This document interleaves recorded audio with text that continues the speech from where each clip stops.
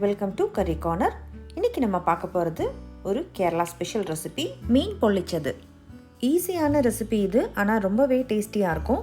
இது ரைஸ் கூட ரொம்ப நல்ல காம்பினேஷன். அதே போல் சப்பாத்தி, இடியாப்பம், ஆப்பம் இது கூட எல்லாமும் ரொம்ப நல்லாயிருக்கும். பார்க்குறதுக்கு தான் கொஞ்சம் காம்ப்ளிகேட்டடாக கஷ்டமாக இருக்கிற மாதிரி இருக்கும், ஆனால் ஈஸியாக செஞ்சுக்கலாம். வாங்க எப்படி செய்கிறதுன்னு பார்க்கலாம்.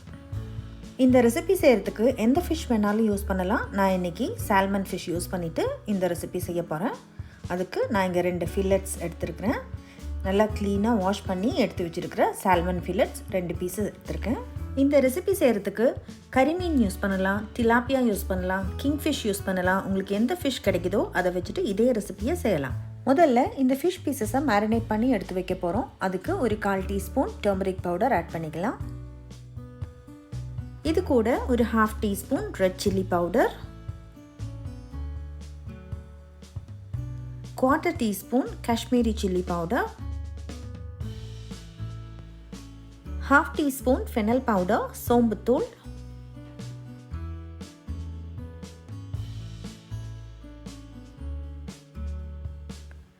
தேவையான அளவு உப்பு,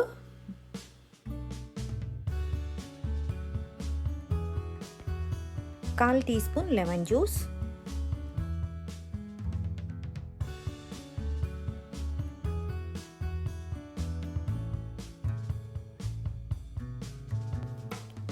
இப்போது எல்லா மசாலாஸும் சேர்த்தாச்சு. இந்த மசாலாஸ் எல்லாத்தையும் ஃபிஷ்ஷில் நல்லா படுற மாதிரி எல்லா இடத்துலையும் கோட் பண்ணி விட்டுக்கோங்க. அதுக்கப்புறம் ஒரு 10லிருந்து 15 நிமிஷம் இப்படியே ஊற விட்டுறணும். அப்போ தான் உப்பு காரம் எல்லாம் ஃபிஷ்ஷில் நல்லா சேர்ந்து வரும். இப்போ இது அப்படியே இருக்கட்டும். ஒரு 15 மினிட்ஸ்க்கு அப்புறம் பார்க்கலாம். இப்போது 15 மினிட்ஸ்க்கு அப்புறமா ஃபிஷ் நல்லா ஊறிடுச்சு. இனி ஒரு பேன் சூடு பண்ணி அதில் 2 டேபிள் ஸ்பூன் ஆயில் விட்டுக்கோங்க. ஆயில் நல்லா சூடானதும் நம்ம மேரினேட் பண்ணியிருக்கிற ஃபிஷ்ஷை அதில் போட்டுட்டு ஷாலோ ஃப்ரை பண்ணி எடுக்க போகிறோம். இப்போது ஃபிஷ்ஷை ஆட் பண்ணிவிட்டு ஸ்லோ ஃப்ளேமில் வச்சு குக் பண்ணிக்கணும். இந்த சால்மன் ஃபிஷ் ஃப்ரை பண்ணும்போது நிறைய ஆயில் ஆட் பண்ண வேண்டியதில்லை. நான் 2 டீஸ்பூன் ஆயில் தான் ஆட் பண்ணியிருந்தேன்.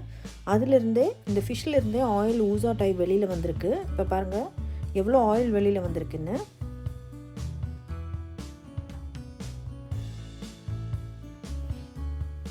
இப்போது ஃபிஷ் நல்லா ஃப்ரை ஆகிடுச்சு. இந்த ஃப்ரைடு ஃபிஷ்ஷை தனியாக எடுத்து ஒரு பிளேட்டில் எடுத்து வச்சுக்கலாம். ஃபிஷ் நல்லா ஃப்ரை ஆகி ரெடி ஆயாச்சு.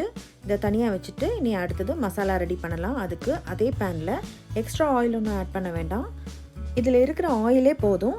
அதில் 1 டீஸ்பூன் சோம்பு, அப்புறம் ஒரு கொத்து கருவேப்பிலை இதெல்லாம் போட்டு நல்லா பொரிஞ்சதும் ஒரு மீடியம் சைஸ்ட் ஆனியன் எடுத்து சின்ன சின்ன பீசஸாக ஃபைன் சாப் பண்ணி எடுத்துக்கோங்க.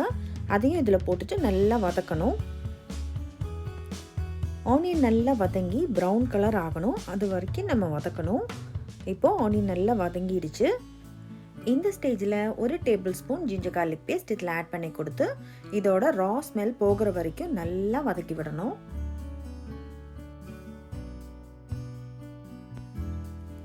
ஜிஞ்சர் கார்லிக்கோட ரா ஸ்மெல்லாம் நல்லா போனதுக்கப்புறமா ஒரு மீடியம் சைஸ் தக்காளி எடுத்து சின்ன சின்ன பீசஸாக கட் பண்ணி அதையும் இதில் ஆட் பண்ணிவிட்டு இது நல்லா மேஷ் ஆகிற வரைக்கும் நல்லா வதக்கணும். இந்த ஸ்டேஜில் மசாலாவுக்கு தேவையான அளவு உப்பு இதில் ஆட் பண்ணி கொடுத்துக்கலாம். இதுக்கப்புறம் 2 நிமிஷம் நல்லா வதக்கணும். இது நல்லா வதங்கினதுக்கப்புறம் ஆனியன்ஸ் அண்ட் டொமேட்டோஸ் எல்லாம் சேர்ந்து நல்லா வதங்கி சேர்ந்து வந்திருக்கு.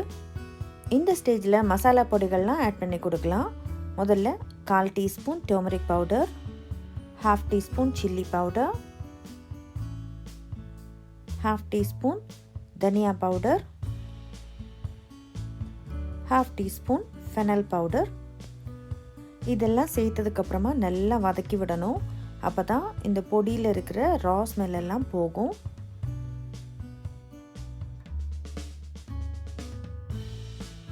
ஒரு 2 நிமிஷம் இதே மாதிரி நல்லா வதங்கினதும் மசாலா இப்போது ரெடி ஆகிடுச்சு. இனி அடுத்த ஸ்டெப்பு நம்ம ஃப்ரை பண்ணி வச்சுருந்த ஃபிஷ்ஷையும் ரெடி பண்ணியிருக்கிற மசாலாவையும் சேர்த்து பனானா லீஃபில் வச்சு அரேஞ்ச் பண்ணிடலாம்.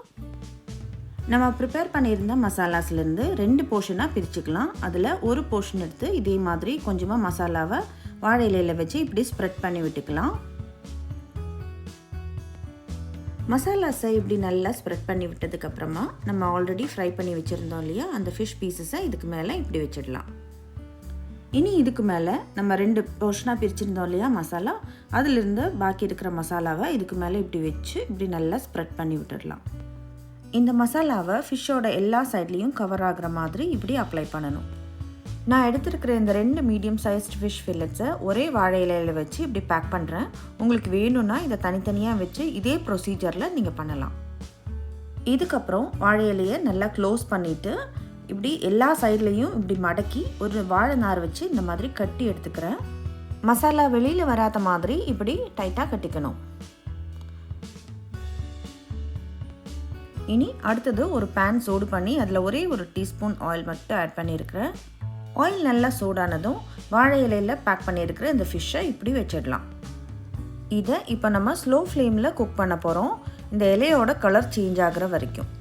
இதை 2-3 மெத்தடில் செய்யலாம். நான் இன்றைக்கி பேனில் ஒரே ஒரு டீஸ்பூன் ஆயில் யூஸ் பண்ணிவிட்டு இப்படி ஃப்ரை பண்ணி எடுக்கிறேன். இதை இன்னொரு மெத்தடில் கூட செய்யலாம். இதை அப்படியே ஸ்டீமரில் வச்சு ஸ்டீம் பண்ணியும் எடுத்துடலாம். டேஸ்டியான கேரளா ஸ்பெஷல் ஃபிஷ் பொள்ளிச்சது ரெடி ஆகிடுச்சு. நான் இன்றைக்கி சால்மன் ஃபிஷ் யூஸ் பண்ணிவிட்டு இந்த ரெசிபியை செஞ்சுருக்கிறேன். நீங்கள் கறி மீன் யூஸ் பண்ணலாம், நெய் மீன் யூஸ் பண்ணலாம், கிங் ஃபிஷ் யூஸ் பண்ணலாம், டிலாப்பியா ஃபிஷ் யூஸ் பண்ணலாம். இந்த மாதிரி உங்களுக்கு எந்த ஃபிஷ் வெரைட்டிஸ் கிடைக்குதோ இதே மசாலா இதே ப்ரொசீஜர் வச்சுட்டு நீங்கள் செய்யலாம்.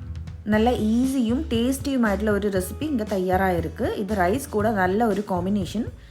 அதே போல் சப்பாத்தி, இடியாப்பம், ஆப்பம் இது கூட எல்லாமும் நல்ல ஒரு காம்பினேஷனாக இருக்கும் இந்த ரெசிபி. சால்மனில் மசாலாஸ் எல்லாம் நல்லா கோட் ஆகி நல்லா கவர் ஆகி வந்திருக்கு. மசாலா நல்லா ட்ரையும் ஆகிருக்கு. வாழையில ஃப்ளேவரோட நல்ல ஃப்ளேவர்ஃபுல்லாக இருக்குது இந்த ரெசிபி. கண்டிப்பாக இந்த ரெசிபியை ட்ரை பண்ணி பாருங்கள், உங்கள் எல்லாருக்கும் ரொம்ப பிடிக்கும். இந்த வீடியோ உங்களுக்கு பிடிச்சிருக்குன்னு நினைக்கிறேன். பிடிச்சிருந்தா எப்படி இருக்குன்னு உங்கள் ஒப்பீனியன்ஸை கமெண்ட்ஸில் சொல்லுங்கள். லைக் பண்ணி ஃப்ரெண்ட்ஸ் அண்ட் ஃபேமிலிக்கெல்லாம் ஷேர் பண்ணுங்கள். புதுசாக சேனல் பார்க்குறவங்க சப்ஸ்கிரைப் பண்ணுங்கள். கூட இருக்கிற பெல் ஐக்கனையும் ப்ரெஸ் பண்ணிக்கோங்க. அப்போ தான் நான் போடுற புது வீடியோஸோட புது அப்டேட்ஸ் எல்லாம் உடனே உங்களுக்கு கிடைக்கும். அப்போது அடுத்த ஒரு புது வீடியோவில் புது ரெசிபியோடு உங்களை வந்து பார்க்குறேன். அது வரைக்கும் டேக் கேர், பாய்.